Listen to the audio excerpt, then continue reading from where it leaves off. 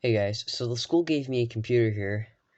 It's a Dell optiplex 3020 here. It's like a little small tower computer. And today I'm going to be showing you how to completely disassemble this thing and put it back together. So yeah, just basically showing basic components. So first I'm going to turn this thing off because it's on. I'll just tap the power button. And it does work. It boots into Windows 10 into the school's domain. It's not that badly spec. I mean, it's an optiplex. It's an office computer. It's got an i5 in it. With 4 gigabytes of single channel memory. I think that's the biggest oomph about this thing. A crappy graphics card. That's about it. It's pretty much what you expect for these school optiplexes or whatever. So, yeah, first we'll remove this performance beauty cover here, which is held in by these two tabs by the CPU fan here. I'll move that out of the way. Next, I'm going to go and take out this disk bay here, and in order to do that, I got to take everything out of here, pull up, and take the disk drive out of the computer here. Also, they replaced the hard drive with a Samsung SSD, so it just makes it harder to get at, really. But I'm sure it really improved the speed of this thing. So here it is. It is a 500, it's a 500 gigabyte 860 Evo. That's not that bad, actually. Not bad for this computer. Alright, next we'll go ahead and remove these cables out of the housing here. Set them aside. Grab a flat tip screwdriver. There's a flat tip bit right there. In there. And I have to apologize about the quality. I'm recording this on my phone, unfortunately.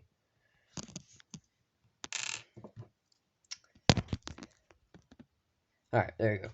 Sorry about that. We'll go ahead and unscrew this. Not enough to like completely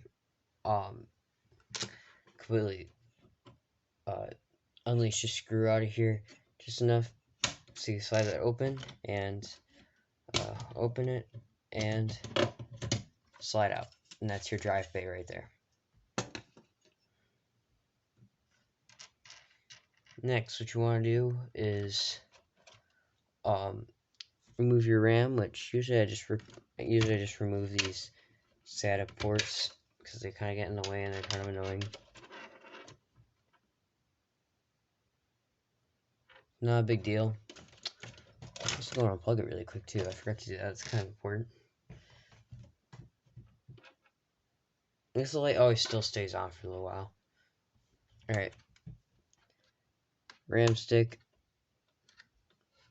Probably didn't hurt anything, but you should always unplug your computer before you touch any sensitive components.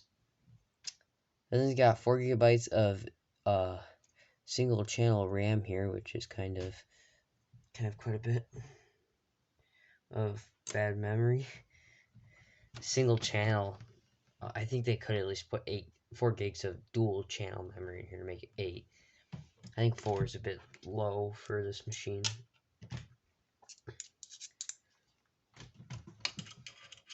But I think the SSD makes up pretty good for it.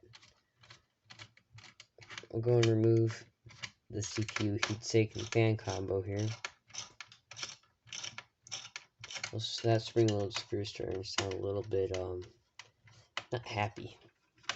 By the way, I apologize if my hands get in the way of the camera.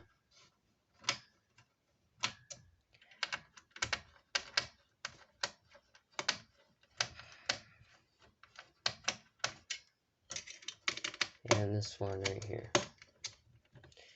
You gotta really let's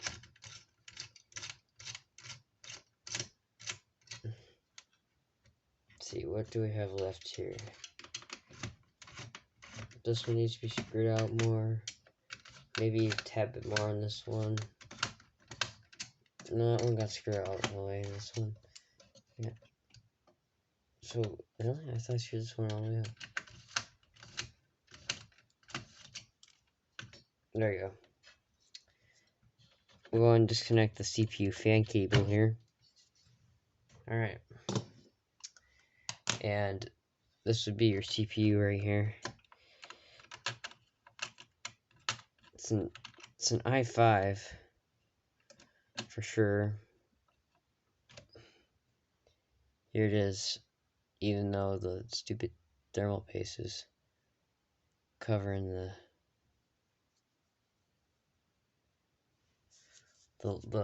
stupid thermal paste covering the letters.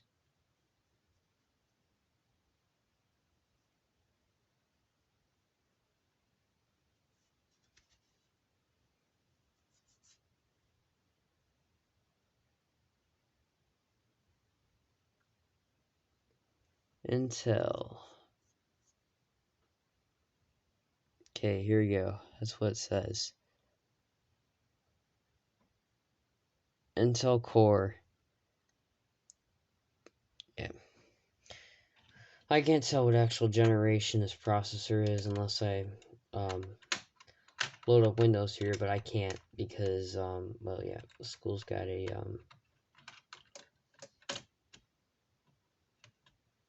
the school's got a domain on this thing, obviously, so I'd have to do a factory reset on this thing.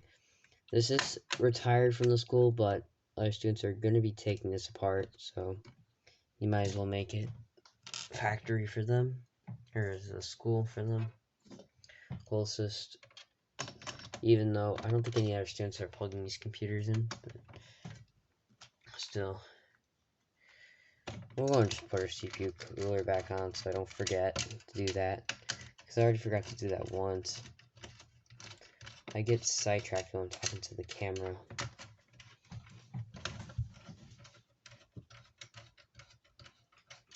I like to keep all these screws even because it's probably hard on the screws, right? I don't know, the screws seem pretty strong. They seem to be built fairly tough.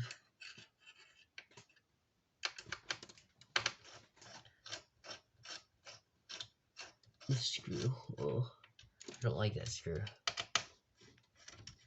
All these other screws are smooth. This thing really ain't that bad on the inside either, so that's good. This computer was made in 13th of May of 2015. So it's definitely it's not an old computer, more like a middle-aged one. Alright, we'll go and pop out the graphics card here. Show you that. Just gotta release that stupid white clip on the bottom that I can never get to. There we go. And pull up. Just like that. And the graphics card that we are dealing with here is some kind of an ATN Radiant card with a small dinky little fan in it. And it's got a DVI and I don't know what this port is. Why can't I just have HDMI? I have to use the processor's integrated graphics because I don't have a port that works with any of these. I don't know why they installed a graphics card that's like that. But whatever, you know. We'll go and put this thing back in here.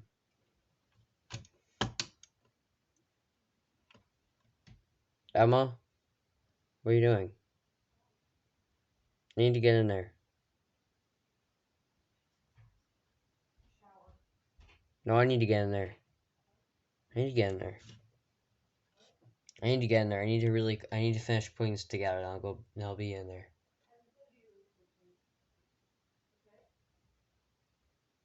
Okay, fine. Sorry about that, was my sister. It is 2:09 in the morning.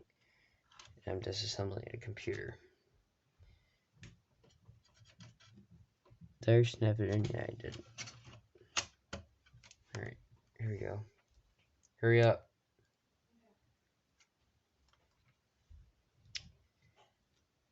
see, what should you ask here? I'll go reinstall my RAM here. It's a slot.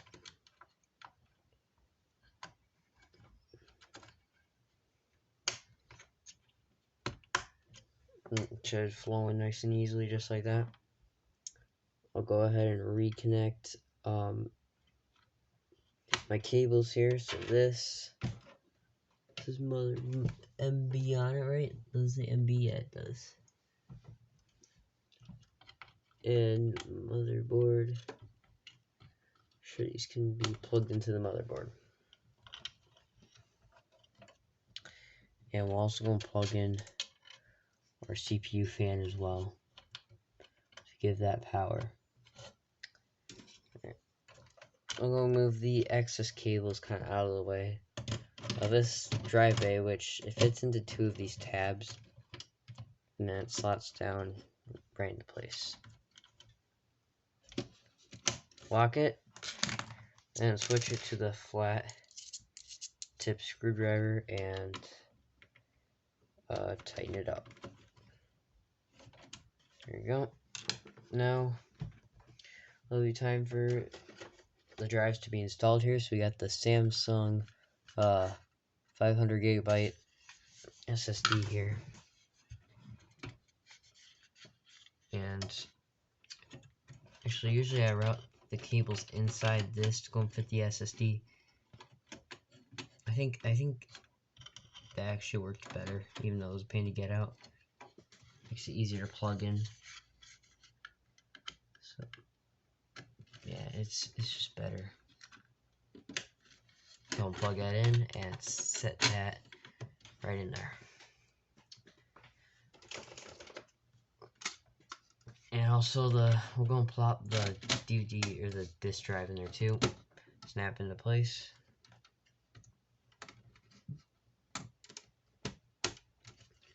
Put that one in, and what's with this cable?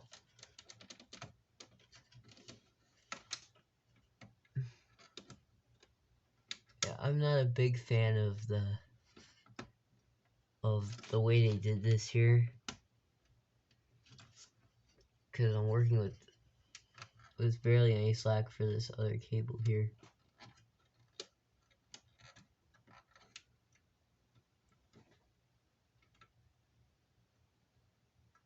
See if this thing will. God. Did I have it backwards? I might have it backwards. Yeah, I have it backwards. Okay, there you go. Just a very tight fit there. And, well, last but not least, put on the fan shroud there, which isn't even really important, but I'll do it anyways, because I want to make it look nice, right? Alright, we'll go ahead and plug it in here, and see if this thing works too. I do not have a monitor to hook this thing up to currently at the moment, so we'll just plug it in. It's a good sign when it actually recognizes that it has a switch. I'm going to hit the switch, the power switch, and it looks good. I think it's booting into Windows 10 right now. I know because I hooked up a monitor to it, and that's what I had installed onto it.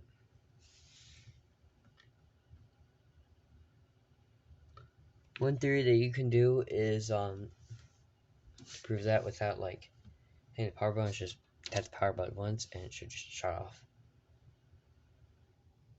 Just like that.